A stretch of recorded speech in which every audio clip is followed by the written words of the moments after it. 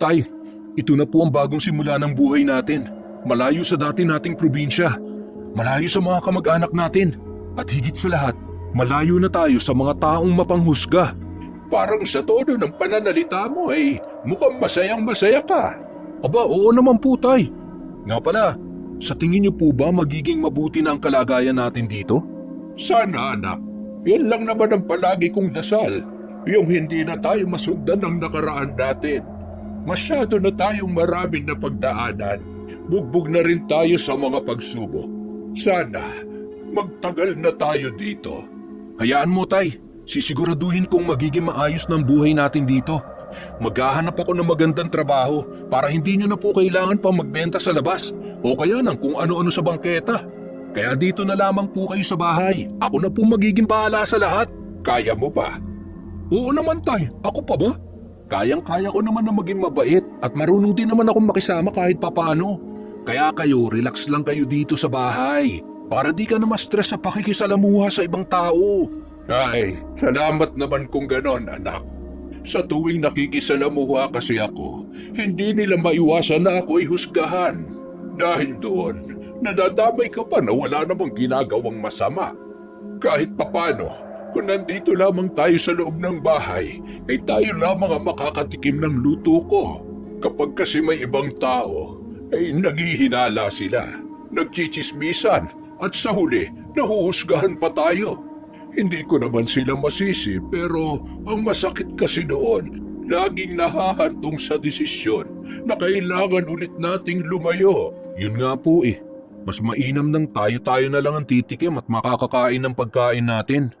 Isa pa, tayo lang naman po ang nakakaintindi. Matapos makapag-usap, nagsimula na nga mag-ayos at maglinis ng bahay ang mag-ama. Habang ginagawa yon, hindi nila maiwasan na muling tanawin ang mga nangyari sa nakaraan, pati na ang mga huli nilang tinirhan. Tama ang ama ni Miguel na si Mang Romeo na lagi silang hinuhusgahan lalo na sa mga lutong pagkain ng matanda. Sa mga nakaraan kasi nilang tinirhan, ito ang gawain at pansamantalang hanap buhay ni Mang Romeo upang makatulong sa pang-araw-araw nilang pamumuhay. Ang madalas niyang tinitinda sa bangketa ay mga kakanin, pang-almusal at panghapunan gaya ng mga ulam. Marunong naman siya magluto, ngunit ang kadalasang reklamo ng mga bumibili at nakakatikim, walang lasa ang kanyang mga tindang pagkain. Hindi yun itinatanggi na matanda pero hindi niya rin maaaring sabihin kung bakit.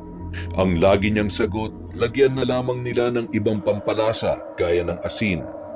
Dahil doon, nahusgahan si Mang Romeo at ang laging bansag sa kanya ay tinderong aswang. Hindi naman nagkakamali ang husga ng mga tao sa kanila dahil totoong aswang ang kanilang lahing pinagmulan. Hindi niya magawang lagyan ng asin at iba pang pampalasa ang kanyang niluluto dahil sumpa sa kanya ang asin, lalong-lalo na ang bawang. Gustuhin man niyang ihinto na lang sana ang kanyang negosyo, ay hindi naman niya magawa. Marami kasi silang utang na di pa nababayaran at kulang na kulang ang pera nila upang ipanggasto sa kanilang pang-araw-araw na pangangailangan. Kaya nga maski nagiging tampulan sila ng tukso at kahit maraming tao ang nagrereklamo, ay tuloy pa rin siya sa kanyang ginagawa. Yun nga lang, gaya ng mga unang pangyayari, ay hinahamak siya at gusto siyang patayin kasama ang anak niyang si Miguel. Dahil doon, humantong sila sa desisyon na muling umalis at lumuwas na malayo sa kanilang probinsya. Sa ngayon, dito sila napadpad sa lalawigan ng Bulacan at ang naipong pera noon ang ginagamit para sa kanilang pagsisimula. Matapos ang lahat ng gawain, napagpasyahan ni Miguel na sandaling lumabas upang makabili ng kanilang makakain. Dahil walang mahanap na palengke, dumiretso na lamang siya sa isang tindahan na pagmamay-ari ng matandang may-ari din ng bahay na kanilang inuupahan. Ito ay si Aling Nena na nakasalubong lang din ng mag-ama habang sila ay naghahanap ng matitirhan. Aling Nena, pabili po ako ng 2 balot ng tinapay at kape po. Oo, tanghaling tapat na. Magkakape pa kayo. Nakakain na ba kayo? Teka, may sobra sa mga niluto ko. Kukunin ko lang saglit, iho, ha? Sandali lang. Ay, naku, wag na po kayo mag-abala. Ayos na po kami sa kape. Salamat na lamang ho. Nakakahiya po eh. Naku, hindi uso ang hiya-hiya dito, iho. Sige na, diyan ka lamang at hintayin mo ko. Hindi na ito napigilan ni Miguel dahil dumiretso na ang mabait na matanda sa kusina upang kunin ang mga ulam na ibibigay sa binata. Nang makabalik, iniabot yun sa kanya. Dahil ayaw namang ipahiya ni Miguel ang matanda ay tinanggap niya ang pagkain maski alam niyang di ito pwede sa kanila. Kaya pilit ang kanyang naging ngiti.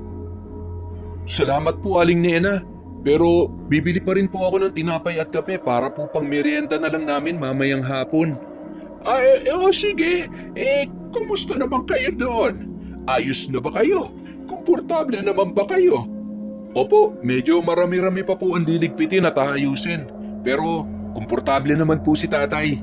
O siya, kung may kailangan pa kayo, sabihan niyo lang ako, ha? Nandito lamang ako lagi sa tindahan. Salamat po. Heto po ang bayad ko. Oh, heto ang tinapay at kape. Salamat po. Sige po, alis na po ako. Sandali lang pala, iho.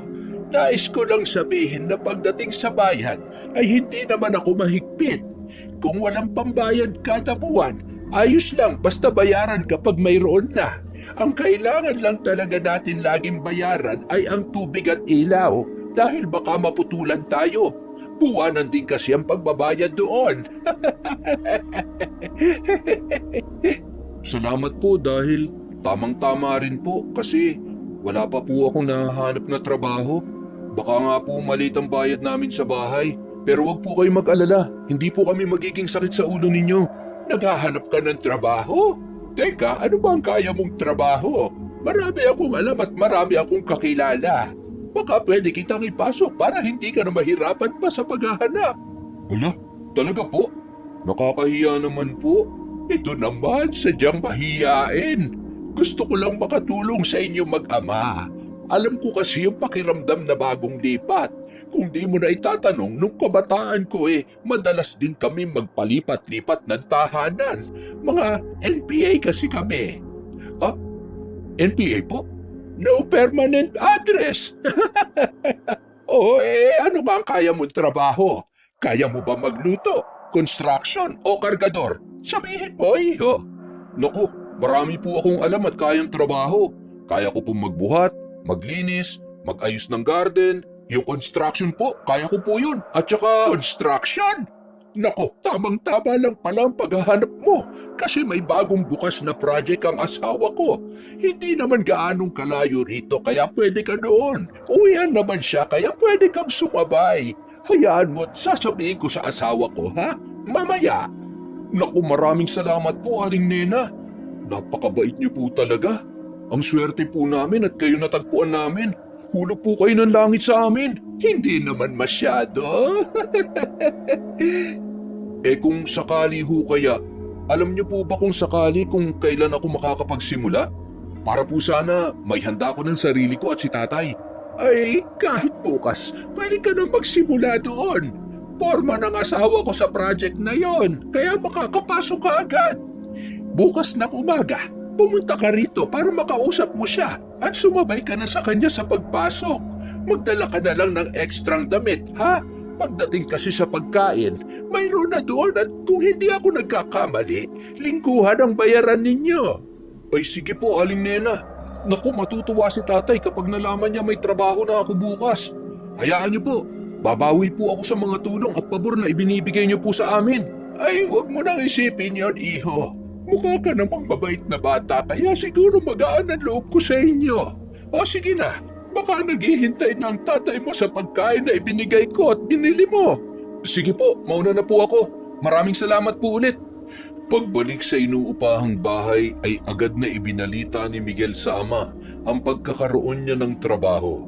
Ang matanda naman, hindi maitatago ang tuwa dahil kahit papaano, hindi niya na kailangan pang maghanap ng ibang pagkakakitaan. Mag-iingat ka doon.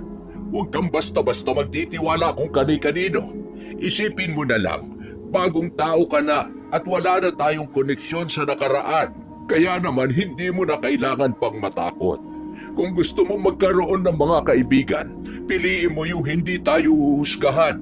Yung mga kaibigang kaya kang damayan at tulungan, lalo na sa pinakamadilim na bahagi ng buhay mo. Siguro naman ay naiintindihan mo ang ibig kong sabihin, ano? Naiintindihan ko po, Tay. Huwag po kayong mag-alala. Pupunta lang ako doon para magtrabaho at pagkatapos, uuwi na rin ako kaagad dito. Pero paano kaya kung mangyari ulit yung kinatatakutan natin? Kung talagang di na po mapipigilan, tulad ng dati, aalis tayo. Maghahanap ng bagong bahay. Tatakas sa lahat. Para walang gulo. Mas mainam nang umiwas kesa naman mapahamak tayo. Gaya ng lagi ninyong turo sa akin, ang paglaban ay hindi laging pinapairal. Ang paglaban ay nakadepende sa kaharap, sa lugar at sa sitwasyon. Talagang natuto ka na sa nakaraan natin, anak. Tama ka. Hindi sa lahat ng pagkakataon ay dapat na lumaban. Maiba ko lang ng usapan. May edad ka na, anak, at ako na lang ang lagi mong kasama. Wala ka bang balak na mag-asawa? O kaya naman ay kahit nobya man lang. May edad na rin kasi ako at hiling ko sana, bago ko mawala sa mundo ay makakita man lamang ako ng apo mula sa iyo. Sa tatay naman kung ano-anong iniisip nyo. Kalilipat lang natin eh. Ano ba dapat ang isipin ko? Alam nga naman tumanda kang binata dahil sa akin. Wala pa po talaga sa isip kong pagnonobya. Isa pa, hindi ko prioridad sa ngayon ang paghahanap ng makakarelasyon. Masyado pa po tayong maraming pinagdadaanan. Baka mamaya kung ipipilit ko baka hindi rin niya ako matanggap. Baka iwan niya rin ako pag nalaman niya ang totoo tungkol sa akin. Basta tandaan mo, anak, ha? Kung sakaling tumibok na ang puso mo, wag na wag mong pipigilan. Wala namang masamang magmahal eh. Tingnan mo nga ako. Aswang ang lahing pinagmulan ko pero may nagmahal sa akin. Yung nanay mo. Baka nakalimutan mo na isa siyang normal na tao. Alam niya tungkol sa akin at nung ipinagbubuntis ka niya, pinili naming lumayo para na rin daw sa kaligtasan mo. Iyon nga lang, nalaman ng angkan natin kaya namatay siya, anak. Kaligtasan? Hindi ko po yata maintindihan, Tay. Wala yun, anak. Hindi po. Nadulas na kayo eh. Ba't po ba hindi ninyo ikwento sa akin kung ano nangyari? Matagal na rin po buhat nang nawala siya pero hindi nyo binabanggit sa akin kung anong ikinamatay niya. Ang lagi nyo lang kinukwento sa akin habang lumalaki ako, namatay siya nang isilang ako. Yun lang at wala na kayong ibang sinabi. May dapat po ba akong malaman, Tay? Base sa ekspresyon ng mukha nyo at tono ng pananalita nyo, parang may nangyari sa kanya sa nakaraan na hindi nyo pa po sinasabi sa akin. Tama ka. Nadulas na nga ako. Pasensya ka na, iho. Itinago ko ito sa iyo ng napakatagal na panahon. Akala ko talaga madadala ko na ang sikretong ito hanggang sa aking hukay. Totoo nga ang sabi nila. Walang lihim na hindi mabubunyag. Sige po, makikinig po ako. Huwag ka sanang magagalit kung malalaman mo na mula sa lahi natin ang pumatay sa iyong ina. Pinatay siya ng aswang, anak. Ano? Pinatay siya ng kalahi natin? Pero bakit? Bakit nila yung ginawa? Isinalaysay ni Mang Romeo sa anak ang nangyari sa nakaraan at ang tunay na dahilan ng pagkamatay ng kanyang asawa. Higit 30 taon na ang nakararaan nang makilala ni Mang Romeo ang babaeng nagpatibok sa kanyang puso, si Aling Elisa. Ang ginang noon ay naglalaba sa malawak na sapa at nang minsang mapadpad si Mang Romeo doon, nahulog agad ang loob niya rito dahil sa angkin nitong kagandahan. Nang mga sandali ring yon ay naghahanap ng makakaing karne ng hayop ang lalaki na dadalhin sa kanilang tribo. Kaya naman sa araw-araw niyang paghahanap ay araw-araw niya ring nasisilayan ang dalaga. Isang araw, sinubukan niya itong kausapin at nakipagkilala siya. Hindi naman siya ipinahiya ni Elisa. Naging magkaibigan sila at palaging nagtatagpo sa may ilog. Masaya sila kapag magkasama hanggang sa tuluyan ng nahulog ang loob nila sa isa't isa. Sila ay naging magnobyo at sa paglipas ng mga araw ay lalong lumago ang kanilang pagmamahalan hanggang sa tuluyan ng ibinigay ni Elisa ang sarili sa kanyang nobyo. At doon na lamang ipinagtapat sa kanya ni Mang Romeo ang kanyang tunay na katauhan. Noong una ay labis na nabigla si Elisa, ngunit dahil sa kabutihang taglay at sa matinding pagmamahal niya para sa kanyang nobyo ay natanggap niya kung ano o kung sino paman si Mang Romeo. Lihim silang nagpakasal at doon pa lamang ipinakilala ng lalaki ang kanyang asawa sa kanyang mga katribo. Naging maayos naman ang naging unang pag-uusap nila kasama ang mga kamag-anak ng lalaki. Subalit nang malaman nilang tao si Elisa at walang dugong aswang ay doon nagsimula ang problema. Nagkaroon ng bulungan sa paligid at ang dating masaya nilang muka ay nag-iba. Hindi na naging komportable si Elisa sa naging pagtitig sa kanya ng mga kasamahan ng kanyang nobyo. Nag-init din ang kanyang pakiramdam nung mga oras na yon. Mahal, pwede ba kitang makausap ng ikaw lang? Oo naman. Bakit? May problema ba? Pasensya ka na, mahal, pero parang di maganda ang pakiramdam ko sa mga kalahi mo. Mukhang ayaw nila sa akin. Uy, hindi ah. Talagang ganyan lang sila makipag-usap sa tao. Gusto ka nila. Hindi, Romeo. Nagkakamali ka. Hindi nila ako gusto. Alam ko yon. Ramdam ko. Anong gusto mong gawin ko? Umalis na tayo dito. Magpakalayo-layo na lang tayo. Tayong dalawa sa itong anak natin. Kung yan ang gusto mo, gagawin natin. Para hindi ka na masyado nag-iisip ng matindi. Makakasama sa iyo yan. Salamat. Salamat at pinagbigyan mo ako. Walang problema. Ikaw na ngayon ang mundo ko, mahal. Kaya lahat ay gagawin ko, maging masaya ka lang. Dahil sa ginawa nilang pag-alis sa lugar ng tribo, nagalit ang buong angkan ng mga aswang sa mag-asawa. Ipinahanap nila ang dalawa. Lumipas ang maraming araw at buwan. Nang malapit ng manganak ang kanyang asawa ay doon naman sila natagpuan ng mga aswang. Kung hindi nagkakamali si Mang Romeo, hating gabi noon nang biglang umiyak at nagsisigaw ang kanyang asawa dahil sa mga nganak na ito. Kabilugan din ng buwan ng mga sandaling iyon at alam ni Mang Romeo na kasabay ng panganganak ng asawa niya ay ang pagdating ng isang panganib. Nang mailabas na ang bata ay siya namang pagkalampag ng bubungan ng tahanan na kanilang kinaroroonan. Kasabay noon ay ang mga pagkaluskos sa bawat dingding at ang mga nakakakilabot na pag-ungol. Mas lumalakas yon lalo na kapag umiiyak ang kasisilang palang nasanggol na si Miguel. Kahit nang hihina pa ang ginang, pinilit nitong tumayo upang makatakas sila. Sa paglabas nila ng pinto ay siya namang paghabol ng mga aswang. Sa bandang huli, upang hindi sila masundan, nagpanggap ang ginang na hawak-hawak nito ang anak at pinatakas niya naman ang aswang na si Romeo, kung saan nasa bisig nito ang totoong sanggol. Bago lumisan, nakita pa ni Mang Romeo kung paano paslangin ng mga aswang ang walang kalaban-laban na asawa niyang si Elisa. Mula noon, hindi na rin nagbalik ang matanda sa angkan at pinilit na mamuhay kasama ang anak niyang si Miguel. Sa paglipas ng mga araw, pilitin niya mang iwasan ang pagkatao ay hinahabol pa rin siya nito. Ginagawa niya pa rin ang mga gawaing pang-aswang at lahat ng bawal sa kanila noon ay bawal pa rin sa kanya hanggang ngayon. Lahat din ng karunungang mayroon siya ay ipinasa niya sa kanyang nag-iisang anak.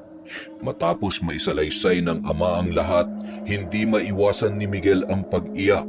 Sa loob ng mahabang panahon, ngayon niya lang nalaman na isang aswang din pala na kalahi nila ang pumatay sa kanyang ina. Bakit po? Hindi ko matanggap na kailangan niya magsakripisyo para sa akin. Na kailangan siyang mamatay para mabuhay ako. Bakit? Ano ba mayroon sa akin at gustong-gusto kong makuha ng angkan? Ano ba talaga ang totoo, Tay?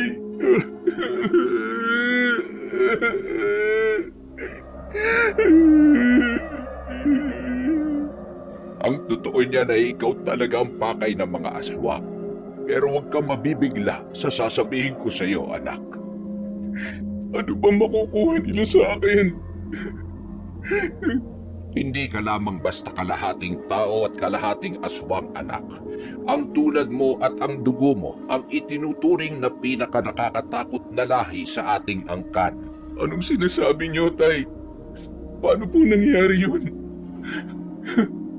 Ipinagbabawal sa amin noon na makipagrelasyon at makipagtalik sa isang pangkaraniwang tao. Dahil kapag nagkataon, ang magiging anak namin ay maituturing na pinakamalakas sa lahat ng lahi. At ikaw yun, anak ko. Hindi ko alam kung ano o sa paanong paraan, pero kapag nababanggit ang dugong tulad ng sa iyo, marami ang natatakot. Ang sabi-sabi, maaari mong tapusin ang sinimulan namin o kaya naman ay kami ang pwede mong tapusin.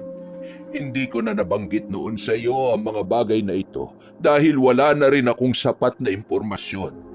Pero anak, sana ay hindi yun maging daan upang gumanti ka dahil sa pagkamatay ng iyong ina. Mas masarap mabuhay ng tahimik, anak. Huwag po kayong mag-alala. Hindi ko gagawin ang bagay na yun. Siguro, masama lang ang loob ko ngayon pero tama po kayo. Tama kayo na dapat piliin ko pa rin ang katahimikan at kapayapaan. Hindi ako maghihiganti at malabang mangyari na ako ang tatapos sa lahi ninyo. Salamat naman kung ganoon, anak. Natutuwa akong marinig yan mula sa iyo. Pero Tay, may itatanong po ako sa inyo. Bakit po tumakbo lang kayo noon? Ba't di kayo lumaban o ipinagtanggol man lang si nanay?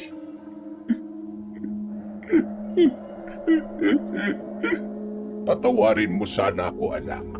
Gustuhin ko man ang lumaban noon, pero ang ina mo ang nakiusap na lumayo ako at itakas ka sa galit at bagsik ng mga kaangkan natin. Kahit ako ang nasa sitwasyon niya, pipiliin ko rin ang kaligtasan niya kaysa sa sarili ko. Tulad mo, ilang beses ko na rin sinabi sa sarili ko na sana ako na lang yung namatay at hindi ang iyong ina.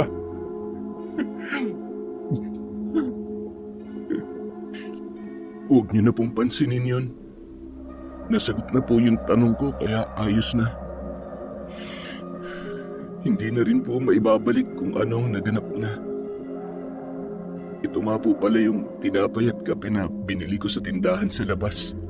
Yung ulam, luto po yan ng isang tao kaya huwag niyo na pong kainin at itapon niyo na lang. Sabi niyo nga, bawal tayong kumain ng mga pagkaing may bawang at asin. Doon na po muna ako sa loob ng kwarto. Mag-aayos lang ako ng mga damit na dadalhin ko bukas. At naiwan niyong mag-isa si Mang Romeo sa kusina. Gaya ng kanyang anak na si Miguel, hindi niya rin maiwasan na makaramdam ng lungkot dahil muli niya ring naalala ang sinapit ng kanyang asawa noon. Ipinangako niya na lang sa sarili na kapag naulit ang ganong pangyayari ay tutularan niya ang katapangan ng asawa. Nagagawin niya rin ang lahat, mailigtas lang sa panganib ang nag-iisa nilang anak. Kinabukasan, maagang gumising si Miguel upang mag-asikaso. Nagluto lang siya ng mga biniling gulay at gaya ng dati, walang ibang sahog gaya ng bawang, sibuyas at asin. Hindi niya pa man nasusubukan pero dahil na rin sa bili ng ama, yun ang nakasanayan niya at doon siya lumaki. Kapag daw kasi nakakain sila ng may mga ganoong sahog, ay siguradong sasakit ang kanyang tiyan at maaari niya ring ikamatay. Ilan lamang yon sa mga bagay na labis na ipinagbabawal sa kanilang lahi. Matapos makapagluto at makakain, ginising niya na ang kanyang ama upang makapagpaalam na. Aalis ka na? Maaga pa. Nandun na ba yung kasama mo, anak? Mas mainam na rin pong maaga, tay, dahil nakakahiya naman kung malilate ako.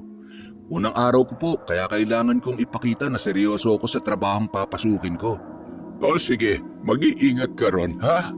Nasabi ko na rin ang dapat masabi kaya naman hindi na ako mag-aalala pa sa'yo. Alam kong alam mo na kung anong dapat mong gawin. Sige po, pero tay, bago ako umalis, may gusto lang akong sabihin. Pagkatapos kasi natin mag-usap kahapon, napag-isip-isip ko na po ang lahat. Siguro, tama nga ang inay sa naging desisyon niya. Ayaw ko pong baliwalain yon dahil namatay siya para lang sa kaligtasan ko. Kung yun ang gusto niya, gagawin ko po. Lalayo ako sa angkan natin kung sakasakaling makita ko ulit sila. Sisikapin ko na rin pong kalimutan ang lahing pinagmulan ko. Gagawin ko po ang lahat para matanggap ang isang bagay na galing sa inay ko. Ang pagiging tao. Kakalimutan mo na? Ang pagiging aswang? Opo, tay. Hindi naman sa kakalimutan ko na rin kayo kundi ang lahi lang natin. Ayaw ko na pong sundan ang yapak ng mga nilalang na pumaslang sa ina ko. Siguro naman, dahil sa ako ay may lahing tao, ay magagawa ko naman po yun, di ba? Siguro, masasanay ko rin ang sarili kong yakapin ang isang bagay na pinagmulan ko. Hindi ko alam ang sagot sa mga tanong at iniisip mo, anak. Wala pa akong nakakaengkwentro na gumawa niyan. Pero kung sa tingin mo ay kaya mo, hindi na kita pipigilan pa. Basta, tandaan mo lang ang mga aral at karunungang itinuro ko. Ang mga bawal at hindi. Ang mga gawain at tradisyon. Kung aalisin mo man yon, huwag mong biglain dahil baka magaya ka sa akin. Sinubukan niyo pong kalimutan at alisin ang pagiging aswang, tay? Oo, sinubukan ko, anak. Pero alam mo kung ano nangyari? Hinahanap ko pa rin at binabalik-balikan dahil kapag hindi, sarili ko lang ang sinasaktan ko. Sana kung ikaw ang gagawa noon ay makaya mo, anak. Susubukan at kakayanin ko po, tay. Salamat po. Mauna na po ako.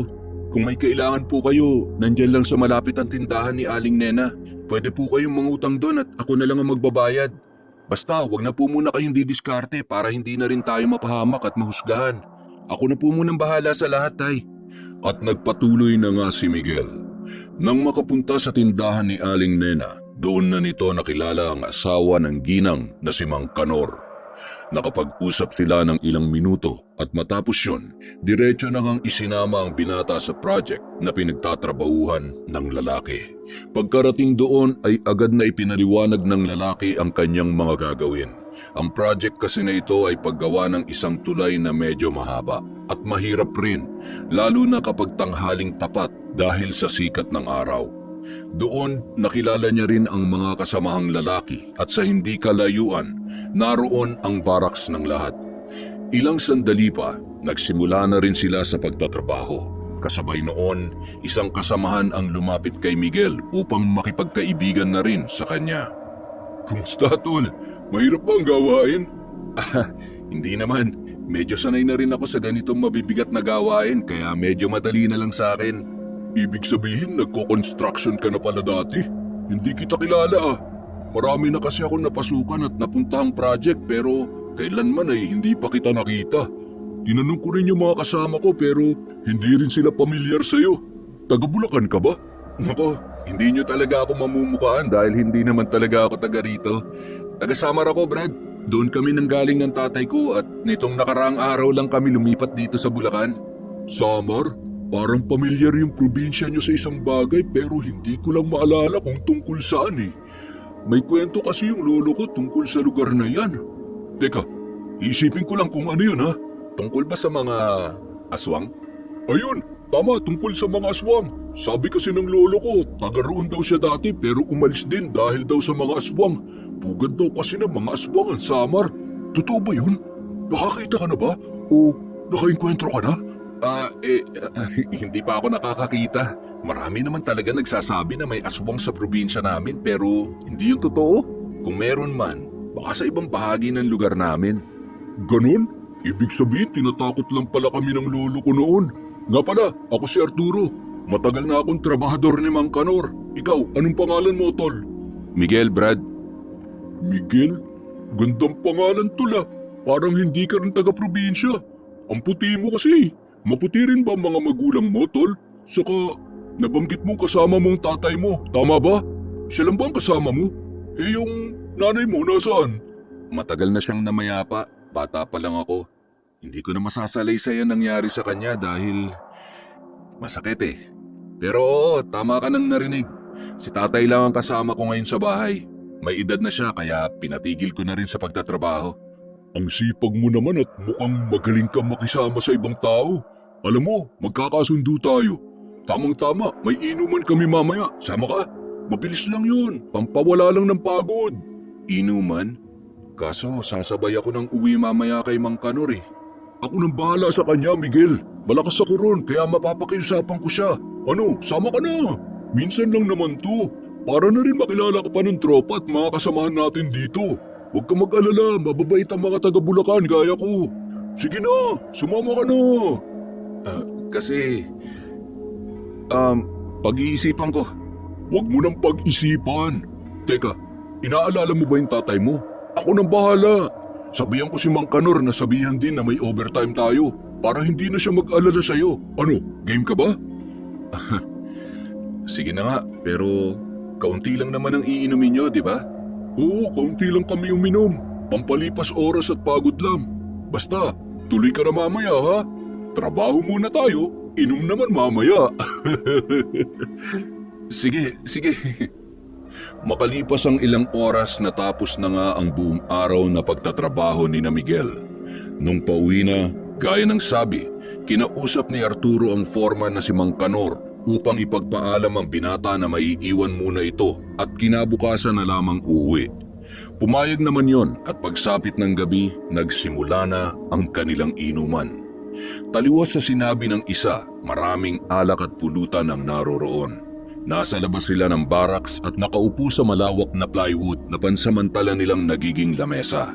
Oh, shot muna Miguel. Dahil ikaw ang pinakabago sa grupo at siyang pinakabata na rin sa atin, unahan mo na. Cheers para kay Miguel! Teka, ang dami naman nito. Hindi ka pa ba nakakainom noon? Kaunti lang yan, saka hindi masyado matapang ang alak na ito kaya hindi ka tatamaan agad. Ang totoo niyan eh, hindi pa talaga ako nakakatikim ng alak. Uy, virgin pa pala ang isang ito. Tamang-tama, bagong salta ka lang dito sa Bulacan kaya ito na rin ang magiging parang binyag mo. Teka, dadagdagan ko. Oh, ayan, ito para sa bagong kaibigan natin na si Miguel. Cheers! Teka, at wala na ngang nagawa si Miguel nang isubo sa kanya ang basong naglalaman ng alak. Gusto niya mang tumanggi, ngunit hindi niya magawa dahil nahihiya siya sa mga kasama. Bagong kakilala niya lamang ang mga ito at sila pa ang lumapit upang makipagkaibigan, kaya naman hindi niya na binitiwan pa ang pagkakataon. Hindi man talaga umiinom, nakisabay na lamang siya sa mga ito. Sa paglipas ng oras at sa paglalim ng gabi, napaparami na ang kanilang iniinom. Dahil si Miguel ay bago sa alak, siya lang ang pinakalasing o malakas na ang tama nung mga sandaling yon. Dahil na rin sa epekto ng alak, hindi nito maiwasang mailantad ang mga bagay at katotohanan tungkol sa kanya. Bata pa ako nung mamatay ang nanay ko. Alam niyo, gusto kong magalit sa tatay ko pero wala eh. Ama ko pa rin siya, ano man ang mangyayari. Natatawa nga ako nito nakaraang araw eh. Bigla na lang niya nabanggit na maghanap na raw ako ng nobya o kaya naman mapapangasawa. Loko talaga yung tatay ko. Saan naman ako makakahanap ng babaeng basta-basta na lang ako papatulan? Grabe ka naman sa sarili mo, tol. Para namang sinasabi mong hindi ka magugustuhan ng isang babae. Kung tutuusin, mas tisoy ka pa nga kaysa sa amin na mga kasama mo rito eh. Magtiwala ka lang. Kung akong tatanungin, magugustuhan ka ng kahit sinong babae makakasama o liligawan mo. Talaga? Parang hindi naman. Alam natin hindi lang ang pisikal na anyo ang pinagbabasehan pagdating sa pagmamahal. Paano naman ang puso? Ang kalooban? At paano naman ang pinagmulan ng gaya ko? Bakit? Saan ka ba nagmula? Sa ibang planeta? Kung ang tinutukoy mo ay ang pinanggalingan mo, anong problema dun? Wala naman sa pinagmulan yan o pinanggalingan. Mamahalin ka ng babae sa ang lugar ka man. Mali ka brad na iniisip. Ang ibig kong sabihin ay ang pinagmulan ng lahi ko. Kapag nalaman na isang babae na doon ako nang galing, siguradong hindi na niya ako mamahalin. Sigurado na hindi na ako makakapag-asawa pa, tol. Anong pinagsasasabi mong lahi? Lakas na ng tama ng alak sa'yo, tol. Tama na narinig nyo. May pinagmulan akong lahit. Alam mo kung ano yun? Lahing aswang. Di ba sabi mo kanina, pugad ng mga aswang ang lugar namin? Tama ang lolo mo. Nagkalat sila ron at isa ang tatay ko sa kanila. Sabi pa nga niya, tao daw ang nanay ko at namatay dahil din sa mga aswang.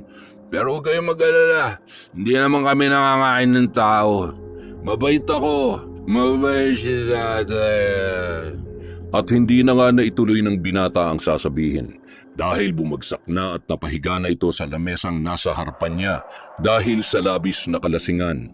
Maya-maya, tuluyan na yun nakatulog at naiwan doon si Arturo kasama ang iba pang mga lalaki na gaya nito. Natulala dahil sa mga tinuran ni Miguel. Hindi nila alam kung nagsasabi ba ito ng totoo o nagbibiro lamang. Pero alam nila sa tinagal-tagal na nilang nag-iinom, iba talaga ang nagiging epekto ng alak. Hindi pagsisinungaling ang nagiging dulot nito, kundi pagiging totoo pa nga sa sarili. Habang walang malay ang isa, tinipo ni Arturo sa hindi kalayuan ang kanilang mga kasama para sa isang plano. Sa tingin ko nagsasabi ng totoo yung bagong salta sa atin. Nung una ko siya makita, malakas na ang kutob ko may kakaiba sa kanya. Siguro, nagpapanggap lang siya na mabait pero sa huli, mananakit din yan at baka mamaya maging pagkain pa tayo. Mulat na ako sa mga aswang dahil sa lolo ko, kaya malakas ang kutob kong naghahanap lang yan na makakaing tao kasama ang ama niya. Ngayon, ganitong gagawin natin. Makikisama tayo sa kanya. Aalamin natin ang totoo at kapag tama ang sinabi niya at hinala ko, sasabihin natin sa lahat ang katotohanan. Yun ang gagawin natin bago pa sila mambiktima dito sa Bulacan. Bukod doon, may isa pa akong plano para mapalabas natin ang pagiging aswang niya. Sana lang, naging malinaw sa inyong plano natin, ha? Tumango ang mga kasama ni Arturo. Bago nga siya tuluyang pumasok sa loob ng barracks ay napangiti pa siya ng may halong kasamaan habang mahimbing na natutulog ang binata. Tila ba sinasabi ng mga mata nito na ibubunyag niya ang isang lihim na magpapabagsak kay Miguel. Kinabukasan, balik na sila sa dating gawian. Masakit pa man ang ulo, pinipilit pa rin ni Miguel na magtrabaho. Gaya kahapon, kasama niya sa isang lugar ang inaakalang kaibigan na si Arturo. Parang ang sama ng pakiramdam mo ngayon ah. Lakas nang naging tama ng alak sa iyo, tol. Oo nga eh. Alam mo, wala na rin ako masyadong maalala kagabi. Ano bang mga napag-usapan natin? May mga bagay ba akong nabanggit at nasabi sa inyo? May ilan. Gaya ng dalawa na lang kayo ng ama mo na magkasama dahil sabi mo, bata ka pa lang ay namatay na ang nanay mo. Doon lang umikot ang kwento mo eh. Bukod doon, wala ka na masyado nasabi sa amin kasi nakatulog ka na rin dahil sa sobrang kalasingan. Ganun ba?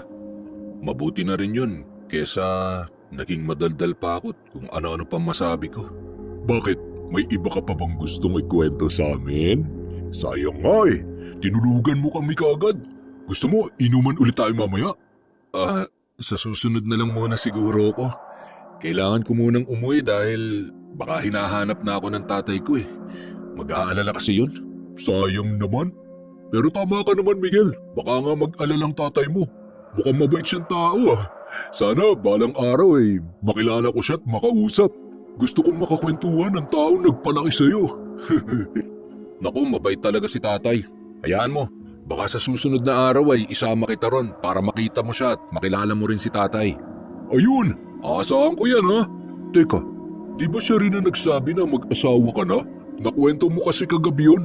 Yung tungkol sa pag-aasawa, kaya naman bilang kaibigan mo, tutulungan na kita. Nasabi ko rin ang tungkol doon. Naku, wala pa naman talaga sa plano ko at isa pa... Huwag ka na magdahilan o tumanggi pa. Lalo na't nandito na yung kaibigan kong babae na gusto kong ipakilala sa'yo. Ayan, papalapit na siya. Nasaan? Ang ganda niya. Sa paglapit nga ng babae ay hindi maiwasan ni Miguel na mamangha dahil sa angking ganda nito.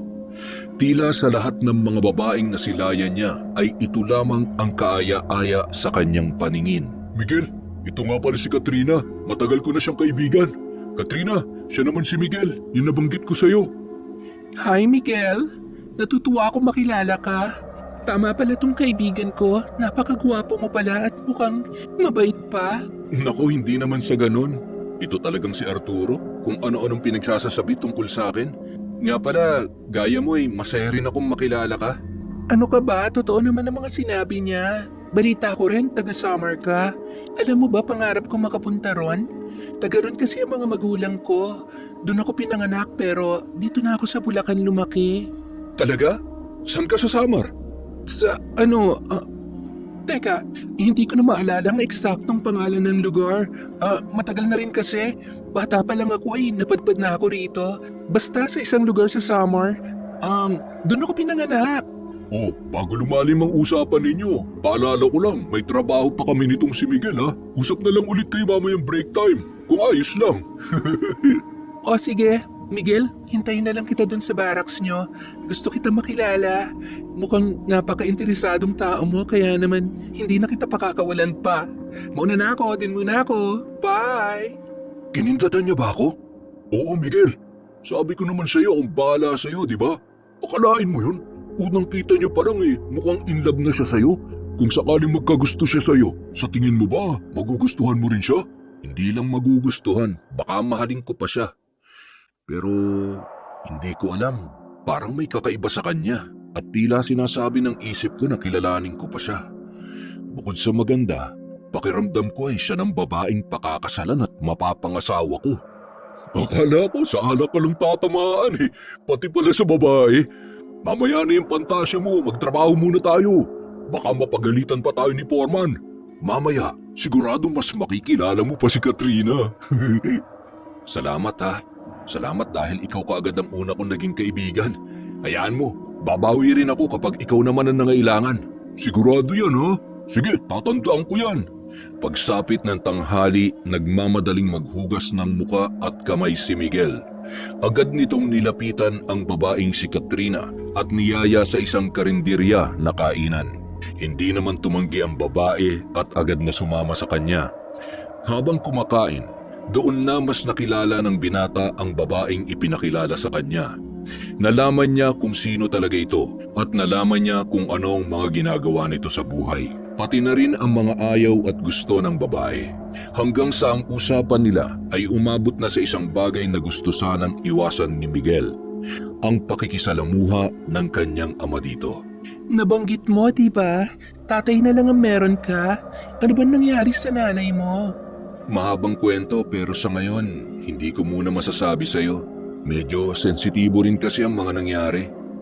Ayos lang yon. Huwag ka mag-alala, naiintindihan ko. Kung hindi mo pa kaya makwento sa akin, kahit sa mga susunod na araw na lang. Sa mga susunod na araw? Ibig sabihin, hindi lang ito magiging pagkikita natin? Masusundan pa? Oo. Bakit? Ayaw mo na ba akong makita? Ay hindi sa ganun. Ang totoo nga niyan, sobra akong natutuwa. Ako rin, Miguel. Gusto pa kitang makilala at mas makausap pa sana ng matagal pero baka sa susunod na linggo na dahil may trabaho pa ako Pero may request sana ako sa'yo kung okay lang para mas makilala sana kita. Sige, ano ba yun? Doon tayo sa bahay ninyo. Gusto kong malaman kung saan ka nakatira at gusto ko rin makilala ang tatay mo para alam mo na, maipaalam mo na rin sa kanya. Pagkatapos nun, sa susunod na linggo sa bahay naman kita dadalhin. Ano sa tingin mo? Sige, wala namang problema doon. Sa susunod na linggo, di ba? Kakausapin ko si tatay at kapag pumayag siya, isasama kita. Bakit mo pa siya kakausapin? Masyado ba siyang strikto? Kung alanganin, ayos lang naman na wag na muna. Naiintindihan ko naman yon. Siguro, masyado lang ako natutuwa at excited na mas makilala ka pa, Miguel. Ay hindi, kakausapin ko talaga si tatay. Pumayag man siya o hindi, ipapakilala kita sa kanya. Saka, papayag yun. Matagal na rin niyang pangarap na Pangarap? Anong pangarap niya, Miguel? Wala. Ibig kong sabihin, sige, tuloy tayo sa susunod na linggo. Sige, promise yan, ha? Mauna na muna ako. Sabihan ko na lang si Arturo kung pupunta na ako. Magkapit-bahay lang naman kami niyan Sige, bye! Sa lumipas ng mga araw ay hindi na maialis sa mukha ni Miguel ang labis na tuwa. Mula nang makilala nito si Katrina ay palagi na lang maganda ang nagiging araw niya.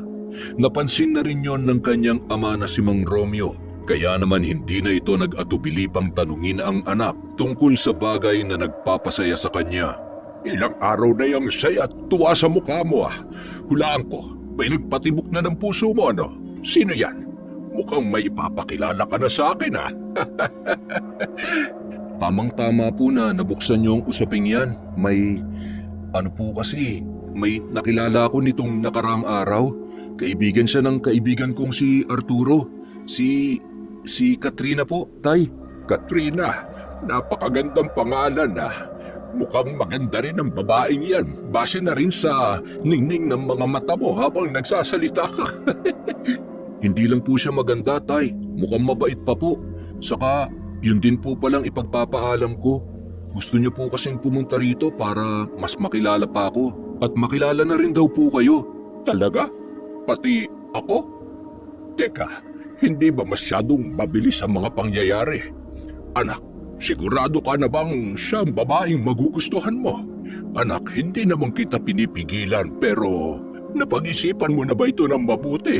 Opo, Tay, syempre naman po. Isa pa, siya lang ang katangi-tanging babae na nagpatibok ng puso ko. Parang sa inyo ni nanay noon, di ba nung una mo siyang makita nahulog na agad ang loob mo sa kanya? Tay, ganun na ganun po nararamdaman ko nang una ko masilayan si Katrina. May kakaiba sa kanya at para bang nakikita ko ng sarili kong... Alam niyo na, mapapangasawa siya. Ay, kitang-kita ko nga. Hindi lang basta nahulog ang loob mo. Mahal mo na yata siya. Oo, sige. Pwede mo siyang dalhin dito pero kailangan planuhin mo ito, ha? Kailangan mong iayon sa isang tao ang mga pakikitungo na gagawin mo at gagawin ko. Ay, teka, kailan ba yan? Pumapayag na po kayo? Salamat po. Bale, sa susunod na linggo, Tay. Bukod sa kanya, kasama ko rin ang kaibigan kong si Arturo. Matutuwa po kayo sa kanila. Mababait po silang mga kaibigan, Tay. Ay, sige. Pero sana huwag mong kakalimutan kung ano tayo, ha? Huwag magpapadala sa sobrang tuwa dahil minsan may mga bagay tayong hindi napapansin at bigla nagdudulot ng hindi maganda. Pero sana hindi na mangyari yun. Sana anak, ito na ang kasiyahang hinahanap mo. Sana nga po, Tay. Lalo tuloy ako na-excite na may sama siya rito. Paglipas ng ilang araw ay naghanda na nga si Miguel kasama ang kanyang ama para sa darating nilang mga bisita.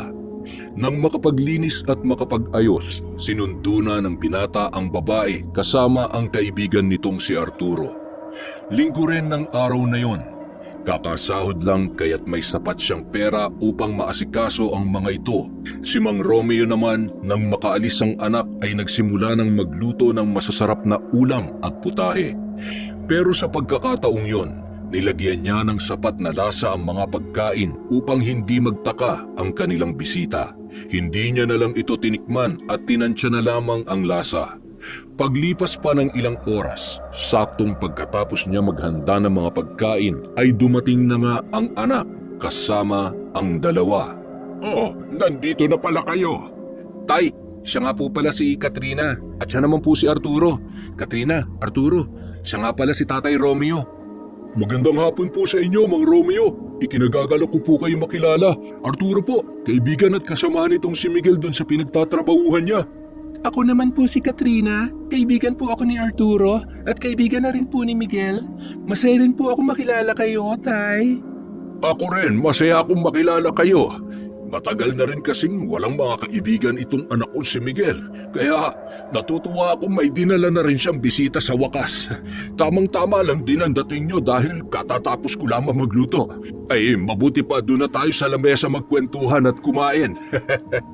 Ayun, nagugutom na rin po ako, Mang Romeo. Eksakto. Ayos. Nang makaupo ang dalawa kasama ang mag-ama, hindi nila maiwasan na magkatinginan. Tila ang bawat isa ay may kanya-kanyang iniisip at mga bagay na gustong itanong at sabihin, ngunit tinatago na lamang nila sa mga sarili. Noong mga sandaling yon, matapos manalangin ni Mang Romeo, ay kitang-kita sa mukha ni na Katrina at Arturo ang labis na pagtataka.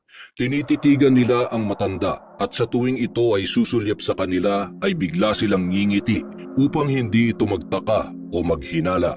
Si Miguel naman hindi maiwasang kabahan lalo na nang paunti-unting kumukuha ng pagkain ang kanyang mga bisita. Natatakot siya na baka magtaka ang mga ito na walang lasa ang mga pagkain nila.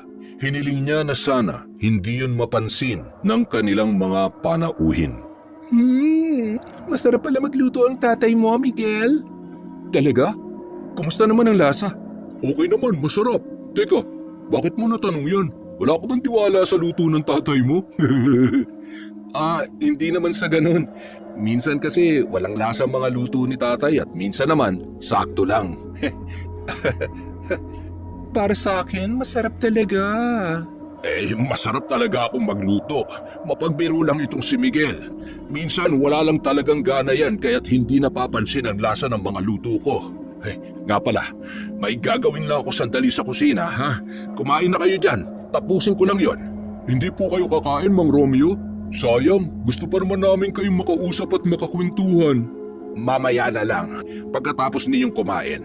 Ihahanda ko lang din yung panghimagas at doon na lamang tayo mag-usap. Miguel, samahan mo muna sila sa lamesa, ha? Tatapusin ko lang yung dapat kong tapusin. Sige po, tay. Nang magpunta nga sa kusina ang matanda ay nagsimula na nga magkwentuhan ang tatlo. Tinanong ng mga yon kung mahiyain ba ang tatay ni Miguel. Sagot naman ni Miguel, ganun daw kasi ang tatay niya, hindi masyadong nakikisabay sa pagkain sa ibang tao. Sa pagdadahilan niyang yon, hindi na rin maiwasan ng dalawa na magtaka sa kanya dahil pati siya hindi rin sumasabay sa pagkain. Teka, bakit hindi mo rin kami sinasabayang kumain? Maniwala ka, masarap ang luto ng tatay mo. Ayaw mo man ng bantikman? Busog pa kasi ako kaya na lang muna. Makita lang kayong kumakain, masayang masaya na ako. Di nga.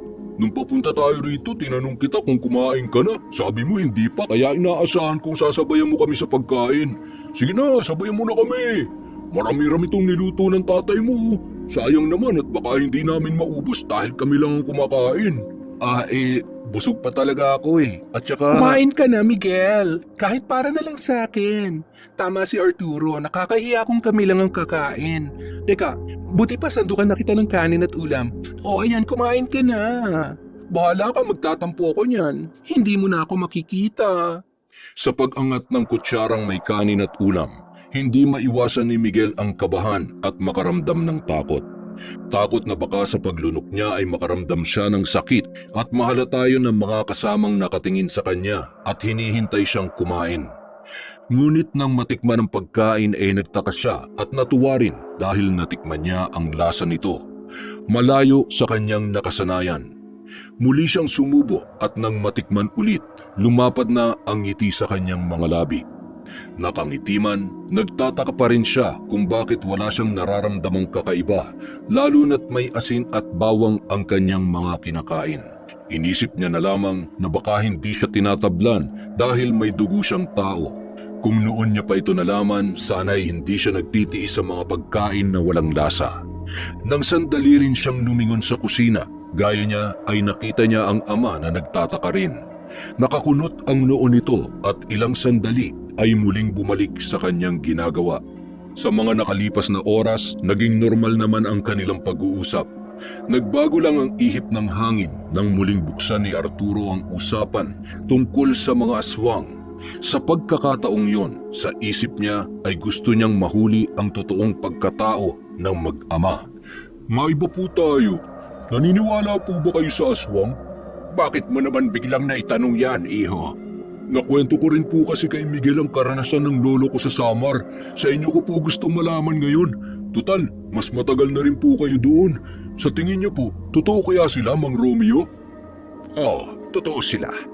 Kung ano man ang mga narinig mo sa iyong lolo, meron yung katotohanan. Talaga? Ano pong itsura ng mga aswang? Kaya niyo po ba maging gano'n ni Miguel? Nakakita na po ba kayo ni Miguel? May kakaiba sa tanong mo pero sasagutin kita. Nakakita na ako at hindi lang isang beses kundi maraming pagkakataon na. Ako rin po may tanong, Mang Romeo. Di ba taga-summer po kayo? Hindi naman po kayo mga aswang, no? Ibig kong sabihin, hindi naman po kayo gaya ng mga aswang na nasa probinsyang yon, di ba? Teka, parang sinasabi mo naman yatang aswang kami nitong anak ko. Pakilinaw mo ang tanong mo, iha. Ganun po kasi nakasanayan namin eh. Kapag galing kang probinsya at biglang sumulpot sa isang lugar, may pagkakataon po na aswang ang mga taong yon. Hindi ko naman po eksaktong sinasabing ganun kayo, Mang Romeo. Gusto ko lang pong kumpirmahin na... Arturo, Katrina, siguro ibang bagay na lang ang pag-usapan natin. Ako na rin ang sasagot sa mga tanong ninyo. Wala kaming kinalaman sa mga aswang na nasa probinsya namin at mas lalong hindi kami ganon. Iniiwasan lang namin na mapag-usapan ng ganung bagay dahil yun ang ikinamatay ng ina ko. Pinatay siya ng isang aswang kaya masakit pa para sa amin na maging usapin ng ganung bagay. Kung okay lang, iba na lang ang pag-usapan natin. Tay, pumasok na po kayo sa kwarto nyo. Ako na lang po makikipagkwentuhan sa mga bisita natin. Hala, pasensya na, Miguel. Mukhang napalayo ang usapan natin at mukhang nambintang pa kami. Hindi namin intensyon yun. Di ba, Arturo? Gusto lang talaga kitang makilala. Yun lang. Oo, tama si Katrina. Bale, nakikipagkwentuhan lang din talaga kami. Ayos lang. Magandang naitanong nyo na rin yon para mabago ang mga naging pananaw nyo sa mga katulad namin galing sa probinsya. Nang sabihin nyo ng binata, naging iba na nga ang usapan ng mga ito. Kahit nagkukwentuhan, hindi maiwasan ni Miguel na mapaisip dahil sa biglang ikinilos ng kanyang mga kaibigan sa harap ng kanyang ama. Muli niyang binalikan ang naging inuman nila noon, ngunit hindi niya maalalang may nabanggit siyang aswang sila. Iba kasi ang tanungan ng dalawa na parang sinasabi nilang aswang silang mag-ama.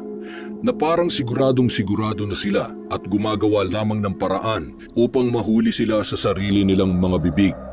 Mabuti na lang at mabilis niyang nabasa ang sitwasyon, kaya't nakaisip siya ng paraan at dahilan upang hindi na ito mapag-usapan pa. Pero hindi rin mawawaglit sa isip niya ang isang tanong. Ano ba talaga ang intensyon ng kaibigang si Arturo? At totoo nga bang gusto siya ni Katrina? O baka naman may gusto lamang silang malaman? Makalipas ang ilang oras, dahil gabi na nang matapos sila sa pag-uusap, nagpasya si Miguel na doon na lamang patulugin ang dalawa. Tatlo ang silid ng kanilang bahay. Ang isa ay para kay Mang Romeo, ang isa ay sa kanya, at ang isa pa ay walang natutulog o bakante. Nagsama na lamang sila ni Arturo sa iisang silid at si Katrina naman mag-isa sa kwartong walang natutulog. Pumayag naman sila sa ganoong sistema para na rin sa respeto ng bawat isa.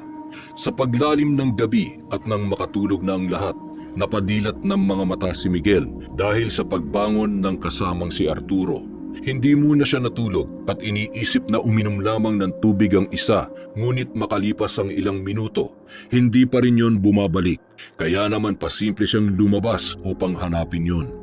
Nagdahan-dahan siya upang hindi makagawa ng kahit na anong ingay. Hindi niya ito nakita sa sala at kusina, kaya naman nagpasya siyang lumabas na ng bahay. Kaya nga lang, napahinto siya nang makarinig ng pag-ungol na nagmumula sa isang babae. Nang lingunin niya, nanggagaling yun sa silid na tinutulugan ni Katrina. Hindi alam ni Miguel pero nang mga sandaling yon, nakaramdam siya ng kaba at pagtataka. Pasimple siyang lumapit sa pinto at pinakinggan ang loob. Hindi siya nagkakamali. Umuungol nga ang babaeng gusto niya. Kaya naman sa isang maliit na butas, sinilip niya yon upang makita kung ano ang nangyayari sa loob. Doon natunghayan niyang nakapatong ang kaibigang si Arturo kay Katrina at hindi siya maaaring magkamali. Nagtatalik ang dalawa. Base sa kanyang obserbasyon, tila hindi lamang yon ang unang pagkakataon, kundi sanay na ang dalawa sa kanilang ginagawa. Dahil doon, nakaramdam ng sikip sa dibdib si Miguel at napakaraming tanong ang tumatakbo sa kanyang isipan. Ayaw niyang maging bulag. Alam niyang niloloko lang siya ng dalawa, pero ang hindi niya maintindihan ay bakit. Bakit yun gagawin ni Katrina na magpakita ng intensyon sa kanya? Kahit ang totoo ay mukhang karelasyon talaga nito si Arturo. Kaya naman ng mga sandaling yon, sumandal sa pinto si Miguel upang pakinggan ang magiging pag-uusap ng dalawa. Mula sa loob, narinig niya ang lahat ng dapat niyang marinig. Bumalik ka na doon. Baka makahalata ang utu-utong si Miguel na wala ka't nandito ka pala. Masisira ang plano nating dalawa. Hindi yan. Tulog mantika kaya yun. Isa pa, hindi na natin kailangan pang ituloy ang plano. Kita mo naman, halata at totoong aswang sila. Kaya itigil mo ng usapan nating landiin pa ang kumag na yun. Nagsiselos lang ako kapag nakikita kong masaya siya kapag inaakala niyang gusto mo nga rin siya. Kaya nga nandidiri na rin ako sa kanya. Tama palang sinabi mo, aswang ang mag-amang yun. Napansin ko nung ayaw nilang kumain, lalo na yung tatay niya. Pakiramdam ko kapag kumain yan, lalabas ang pagiging aswang nila. Shh! Hinaan mo lang yung tawa mo. Baka marinig nila at magising sila. Pero tama ka. Sa tingin ko lalabas ang pagiging aswang ng mga yun kapag kumain ng may bawang at asin. Nagtataka lang ako kay Miguel. Bakit hindi siya nakaramdam ng kahit ano? Di ba, pasimple ka naglagay ng pangontra sa aswang sa pagkain? Bakit ganun? Hindi siya tinablan. Nagtataka nga rin ako Naisip ko nga baka ampun siya. Pero base naman sa mga kwento mo, yun ang sabi niya, diba? Lumaki talaga siya sa tatay niya. Hayaan mo, lalasingin ko ulit yan para magsabi niya ng iba pang impormasyon. Sa ngayon, wag mo na siyang kausapin ha. Pag uwi natin bukas, wag ka nang babalik at magpakita pa sa kanya ha. Nasasaktan ako Ako nang bahala sa lahat. Baka mamaya, kainin ka pa ng aswang na yun. Ay, may naisip na akong bansag sa kanya. Ano yun? Uto-utong aswang ng summer. Nang sabihin niyo ni Katrina ay napatawa na rin ang talagang nobyo nitong si Arturo. Matapos ang kanilang pag-uusap, mabilis na bumalik si Miguel sa silid at sa pagdating ni Arturo ay nagtulog-tulugan na lamang siya. Kahit nakapikit, nararamdaman niyang pinagtatawanan siya ng inaakalang kaibigan na si Arturo. Kinabukasan, maagang nagpaalam ang dalawa at sinabing mauuna na sila dahil may trabaho pa silang aasikasuhin. Tumango na lamang si Miguel at hindi na masyadong umimik sa dalawa. Nang araw ding yun, hindi muna pumasok ang binata sa trabaho at maghapong nag-iiyak sa loob ng kanyang silid. Pinaghalong sakit, pagtataka at tampo ang kanyang naramdaman. Bukod doon, pakiramdam niya rin na talagang trinaydor siya. Pinakalma niya ang sarili at inisip na lamang nalilipas din ang lahat ng yon. Sa mga sumunod na araw, naging malamig na ang pakikisama ng binata kay Arturo, pati na rin sa iba niyang mga katrabaho. Dahil doon, hindi maiwasan ng iba na magalit sa kanya at kinwestiyon ang pagbabago ng kanyang ugali. Ano nangyari, Miguel? Bakit parang hindi mo na kami masyadong pinapansin? Teka, binasted ka ba ni Katrina? Hindi ko na rin kasi masyadong nakikita yun Wala akong ganang makipag-usap ngayon, Arturo. Marami pa tayong mga gagawin at hahabulin sa construction. Sabi ni Foreman, dapat matapos natin ang lahat bago magbuwan ng Agosto. Dahil hanggang doon na lamang ang kontrata natin. Sus, maniwala ka naman kay Foreman. Malakas ako doon, kaya hindi mo na kailangan magmadali. Pero yung totoo, kumusta na kayo ni Katrina, ha? Bakit mo tinatanong ang isang bagay na alam mo na ang sagot? Wala ka bang utak? Mag-isip ka nga. Nagmumukha kang tanga, Arturo. Anong sinabi mo? Tanga ko? Ayusin mo yung pananalita mo, ha? Maayos ako nagtatanong dahil bigla kang hindi umiimik pagkatapos. Bakit? May mali ba sa mga sinabi, tanong at naging sagot ko sa'yo? Totoo naman Alam mo kung bakit hindi ko na nakikita pa si Katrina, yung nobya mo. Teka, paano? Oo, alam ko na. Hindi mo na kailangan magpanggap pa sa akin. Alam kong may relasyon talaga kayo, kaya hindi nyo na kailangan pang gawin akong tanga sa harap ninyo. Dito na nagtatapos ang pagkakaibigan natin, Arturo. Yun nga lang, kung totoong kaibigan ka talaga. Napakayabang mo Ano rin yung sinasabi mo magpanggap? Tatanungin kita, sino ba nagpapanggap sa atin dalawa? Hindi ba't ikaw? Dahil ang totoo, aswang ka! Aswang kayo ng tatay mo! Hindi napigilan ni Miguel ang galit, kaya naman bigla nitong nasapak si Arturo. Sa inis ng kaibigan ay gumanti yun at ang suntukan nila ay nauwi sa bugbugan. Dahil bagong salta si Miguel doon, pinagtulungan siya ng iba pang nagtatrabaho sa construction. Wala siyang nagawa kundi ang mapahiga sa kalsada at mamaluktot mula sa napakaraming suntok, tadyak at sipang kanyang natatamo. Nung tumigil na ang mga yon, kitang-kita ang duguang si Miguel. Marami itong sugat sa buong katawan at sabog na ang buong pagmumukha nito. Naghihingalo na siya kaya naman lumapit ang mga taong nakasaksi at dinala siya sa pinakamalapit na ospital.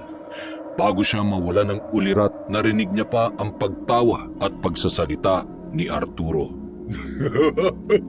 Umanda ka! Isusunod namin ang tatay mong aswang!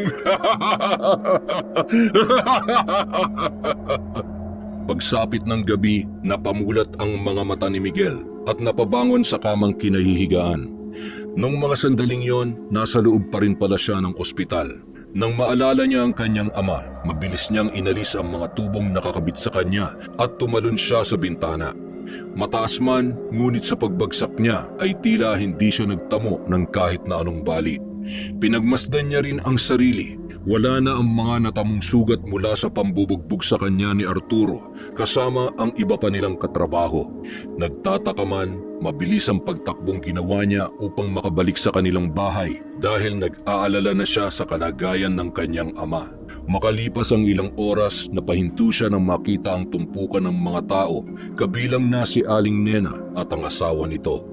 Nang makita siya nito, napatrasyon kasabay ang lahat ng tao dahil tila natatakot sila sa binata. Ano nangyari? Bakit nandito kayong lahat? Nasaan ang tatay ko? Bakit hindi mo alam? Hindi ba't ikaw ang pumatay sa kanya? Ano? Sa labis na pagtataka, mabilis na naglakad si Miguel patungo sa loob ng kanilang bahay. Sa pagdaan niya ay siya namang pag-iwas ng mga tao na tila mayroon siyang nakakahawang sakit. Nang makapasok, nanlaki at naluha ang kanyang mga mata sa kanyang nasaksihan. Naroon ang amang si Mang Romeo, nakahandusay at wala ng buhay. Nang lapitan niya, nakita niya ang hiwa nito sa leeg at butas sa tiyan at dibdib, kung saan tila sa pilitang nilabas ang laman loob nito kasama ang puso. Dahil doon, nanginginig na napaluhod si Miguel habang pinagmamasdan ang bangkay ng kanyang ama. Sa galit, sumigaw siya ng napakalakas at tinanong ang mga naroroon kung sino ang may kagagawan noon. Sino may gawa nito? Bakit niyo pinatay ang ama kung wala namang ginawang kasalanan? Sino? Sinong pumatay sa kanya? Ngunit imbis na pagtugon, bulong-bulungan lamang ang narinig ni Miguel sa mga yon. Karamihan sa sinasabi ng mga ito, siya ang pumatay sa sarili niyang ama. Dahil doon, tumayo siya at isa-isang tinitigan ang mga tao na labis ang naging takot sa kanya. Bakit parang itinatanggi mo ang ginawa mo sa sarili mong ama, iho? Ikaw ang nakitang pumatay sa kanya. Bakit hindi mo matanggap? Bakit ko papatayin ang sarili kong ama, Aling Nena? Kilala niyo ako. Alam niyong hindi ko magagawa yun. Abay, malay ko sa'yo. Isa pa, hindi kita lubos na kilala. Isang linggo pa lang kayong nakatira sa pinauupahan kong bahay. Pagkatapos malalaman ko, aswang pala kayo ng tatay mo. Ang malala pa nun, pinatay mo siya para hindi mabunyag ang lihim mo. Anong pinagsasasabi niyo? Saan niyo nakukuha ang mga salitang binibitawan ninyo? Sa amin, Miguel. Sa amin ang mga katrabaho natin na saksi sa tunay mong pagkatao. Arturo, walang hiya ka! Hindi kita mapapatawad, napakahayop! Sige, subukan mo! Sasaktan muli ako, susuntukin, at pagtatangka ang kainin. Sige, ilabas mo ang totoong ikaw para makita ng lahat ang pagiging aswang mo. Para malaman din nila na nagsasabi ako ng totoo na ikaw mismo ang pumatay sa sarili mong ama. Sa mga binitawang salita ni Arturo, napuno ng galit si Miguel, lalo na nang makita niyang ngumiti ito. Alam at nararamdaman niyang ito mismo kasama ang mga katrabaho ang pumatay sa walang kalaban-laban niyang ama. Magsasalita na sanang muli si Arturo, ngunit napahinto siya at napatitig kay Miguel nang yumuko yun. Maya-maya, kitang-kita ng lahat ang biglang pagngiti nito at sa pag-angat ng ulo, nangilabot sila na magkulay pula ang mga mata ng binata. Nakakatakot itong pagmasdan, kaya naman ang iba sa kanila ay unti-unting napaatras. Ayan, kayo mismo nakakakita na aswang talaga mag-amang yan na dayo dito sa Bulacan. Huwag tayong papayag na makawala pa siya. Patayin ang aswang na yan! Patayin si Miguel!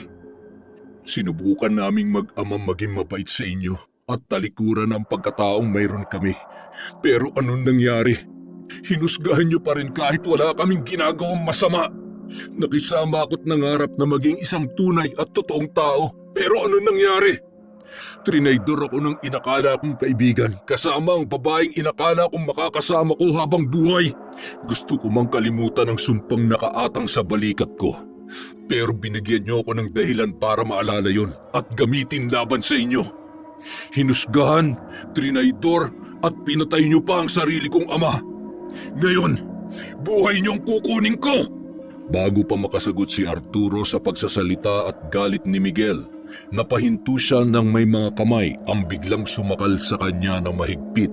Nang mapagmasdan niya na, nakita niyang nasa harap niya na ang binatang hindi man lang napansin na sumugod dahil sa sobrang bilis nito. Nanikip ang kanyang paghinga, lalo na nang bumaon sa daig niya ang mga kuko ni Miguel na unti-unting humahaba. Gagawin ko rin ang bagay na ibinibintang at ginawa mo sa tatay ko! Gamit ang kanang kamay, ibinaon yun ni Miguel sa tiyan ni Arturo at isa-isang hinatak ang laman loob nito. Dahil sa nasaksihan, mabilis na nagtakbuhan ang mga tao kabilang na si Aling Nena na hindi makapaniwala sa mga nangyayari. Ang ibang katrabaho naman ni Arturo ay mabilis na kumuha ng malalaking kahoy at malakas na pinaghampas si Miguel na sakal-sakal pa rin ng kanang kamay si Arturo. Ilang beses man nilang hampasin yun, ngunit hindi natitinag ang binata at tila hindi tinatablan. Ilang segundo, nilingon sila ni Miguel na nakangiti, ngunit masama na ang pagkakatingin. Humanda kayo!